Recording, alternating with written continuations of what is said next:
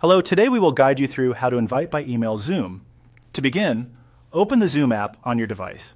Make sure the application is fully loaded so you can access your meeting controls without delay. If you are already signed in, you should be taken directly to the main Zoom home screen. This is where you can manage meetings, contacts, and your account settings.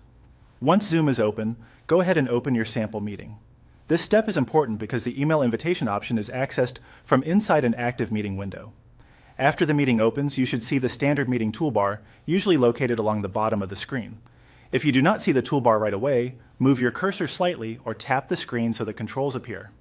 Next, look at the bottom menu and click on Participants.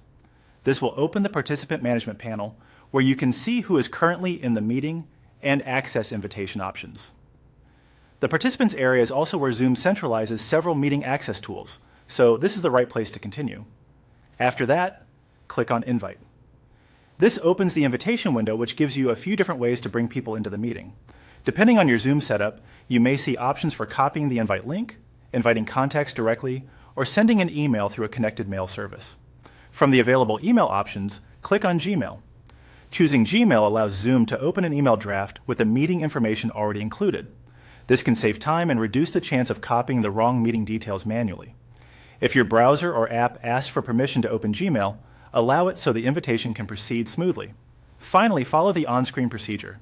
At this stage, Zoom and Gmail may guide you through a few prompts, such as opening your mail service, confirming access, or reviewing the pre-filled invitation message before sending it. Take a moment to check that the meeting details appear correctly in the email draft. You can then add your recipient's email address and send the invitation when ready. As a helpful tip, if the Gmail option does not open immediately, make sure you are signed into your email account in your browser, or that your device allows Zoom to connect with your email service.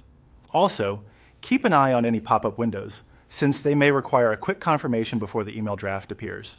That's all you need to do to invite someone to a Zoom meeting by email using Gmail.